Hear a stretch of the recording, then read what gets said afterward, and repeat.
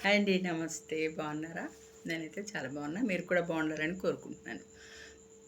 పొద్దున్నే మా ఇంటి ముందు ఒక అమ్మాయి వాళ్ళ కోడలు వామిటింగ్స్ చేసుకుంటుంది. ఏంటమ్మా నిన్నటి నుంచి వాంతులు అవుతున్నాయి, ఏమైంది ఏంటి అని అడిగితే అమ్మాయి కన్సీవ్ అయిందంట. పాపం 3వ నెలంట. వాంతులు చేసేసుకుంటుంది బాగా. చాలామందికి వాంతులు అవుతాయి కదండి. వేవిళ్ళు అంటారు. టాబ్లెట్స్ హాస్పిటల్కి వెళ్తే టాబ్లెట్స్ ఇస్తారు, కానీ అవి వేసుకున్నా కూడా వాంతులు అవుతాయండి. చాలామందికి తగ్గవు అనమాట. ఒక స్మెల్ పడదు, తాలింపు వాసన పడదు, ఒక సబ్బు వాసన పడదు. అంతెందుకు, పక్కన మనిషి ఉంటే మనిషి స్మెల్ కూడా పడదనమాట. అలాగే వాంతులు చేసుకుంటారు. అసలు తినరు. 4-5 నెలల వరకు కూడా, 5 నెలలు వచ్చే వరకు కూడా తినరు. పాపం పిల్లలు బాగా ఇబ్బంది పడిపోతారు, బక్కగా అయిపోతారు. ఫ్రూట్స్ తినరు, ఏమీ తినరు. పుల్లగా తినాలనిపిస్తే తినగానే మళ్ళీ వాంతులు అయిపోతాయి. అలా ఇబ్బంది పడిపోతూ ఉంటారనమాట అమ్మాయిలు. ఈ మధ్య ఏం చేస్తున్నారు, కన్సీవ్ ప్రెగ్నెంట్ అమ్మాయిలు ఫోటోషూట్ చేసుకుంటున్నారు. శ్రీమంతం అంటే ఓకే, చేసుకోవచ్చు, చేసుకుంటారు ఎవరైనా. కానీ శ్రీమంతం చేసుకుంటారు చక్కగా అట్టహాసంగా, సంతోషంగా వీడియోలు, ఫొటోస్ అవన్నీ తీసుకుంటారు. అందరిని పిలుచుకొని చాలా బాగా చేసుకుంటారు, ఎంజాయ్గా. మంచి మెమరీగా దాచుకుంటారు వీడియోస్ అవన్నీ కూడా. కానీ ఇప్పుడు కొంతమంది ఏం చేస్తున్నారంటే, సెలబ్రిటీలను చూసి మన వాళ్ళు కూడా నేర్చుకుంటున్నారు. పొట్టలు బయట పెట్టేసి మొత్తం నాకెడ్గా. అసలు ఇది వరకు కడుపుతోటి ఉన్న వాళ్ళు ఎవరైనా కానీ, ప్రెగ్నెంట్ అమ్మాయిలు అసలు బయటికి కనపడే వాళ్ళ 5వ నెల 6వ నెల పడ్డ కానించి డెలివరీ అయ్యే వరకు అసలు మనిషి బయటికి గడప దాటి బయటకు వచ్చేవాళ్ళు కాదు. ఆ పక్కింటికి, ఆ ఎదురింటికి, ఇంట్లోనే అలా ఉండేవాళ్ళు తప్ప అటు తిరిగేవాళ్ళు కాదు అసలు. పొట్ట దిష్టి తగులుతుంది అనేవాళ్ళు. అంత కొంతమందికి పెద్ద పెద్ద పొట్టలు ఉంటాయి కదండి ప్రెగ్నెంట్ అమ్మాయిలకి. అప్పుడు దిష్టి తగులుతుంది, అట్లా అంత పొట్టేసుకొని బయటకు వెళ్ళకు అని అమ్మ వాళ్ళు తిట్టేవాళ్ళు, తిడతారు అన్నమాట. పేరెంట్స్ తిడతారు అట్లా వెళ్ళకూడదు అనేసి. ఇప్పుడు అట్లా అపురూపంగా దాచుకొని, ప్రెగ్నెంట్ ఆ పొట్టని దాచుకొని చక్కగా డెలివరీ అయ్యే వరకు జాగ్రత్తగా కూర్చునేటప్పుడు ఒక పద్ధతిగా కూర్చోవాలి. నిలబడేటప్పుడు సడన్గా అలాంటి అదాటుగా నిలబడకూడదు, నెమ్మదిగా నిలబడాలి. కాళ్ళు ఇలా మడత పెట్టి బాసిపెట్లు వేసుకొని అస్సలు కూర్చోకూడదు ప్రెగ్నెంట్తో ఉన్నప్పుడు. అప్పట్లో చెప్పేవాళ్ళు అమ్మ వాళ్ళు. మా అమ్మ కూడా నాకు అన్నీ ఇలాంటివన్నీ చెప్పేది. అట్లా కొన్ని కొన్ని ఆదేశాలు వీళ్ళు చెప్పేవాళ్ళు, కొన్ని అట్లా ఆ విధంగా చేసేవాళ్ళు అనమాట. భయంతోటో భక్తితోటో తెలియనితనంతోనో అమ్మోళ్ళు ఎట్లా చెప్తే అట్లా వినేవాళ్ళం ఆ రోజుల్లో మేమైతే.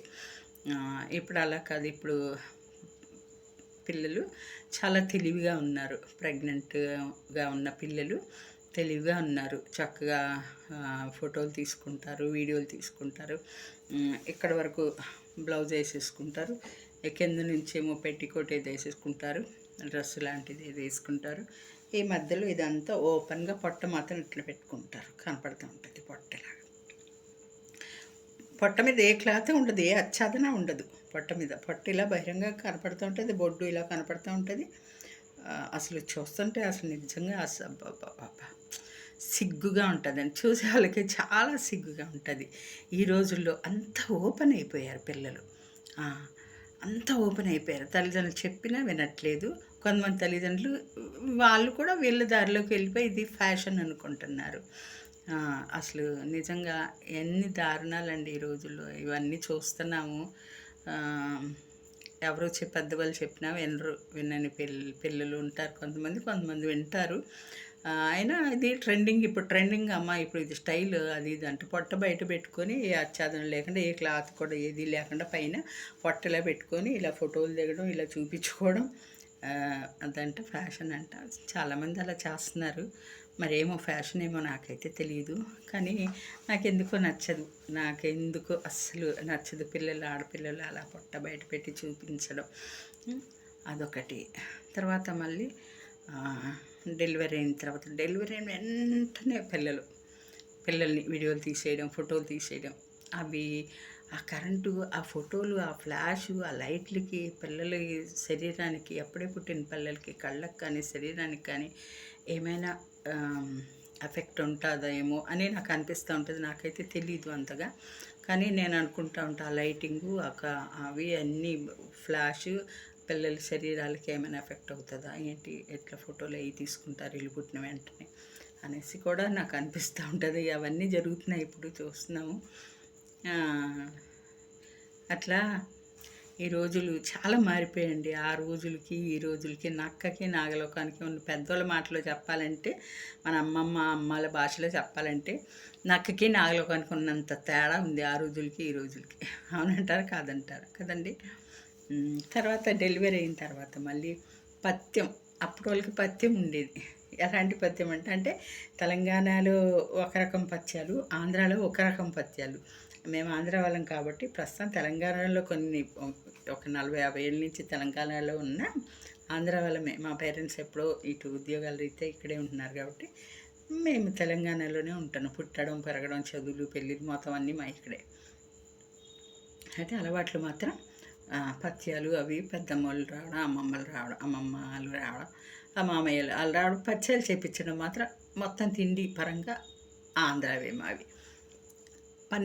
21 రోజు వరకు కారపొడితోటి ఒక్క పూట అన్నం పెడతారు. 3వ రోజు నుంచి 21 రోజు అయిపోయిన తర్వాత అప్పుడు 2 పూటలు పెడతారు. బెండకాయ వేపుడు, దొండకాయ వేపుడు, బీరకాయ వేపుడు ఇలాంటివి పెడతారనమాట. మటన్ తింటే కైమా అలాంటివి పెడతారనమాట.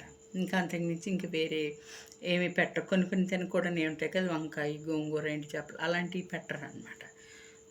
ఇప్పుడు తిండి విషయాల్లో కూడా ఈ పిల్లలకి ఇప్పుడు పిల్లలకి డెలివరీ అయిన పిల్లలకి ఎటువంటి ఇవి ఉండవు.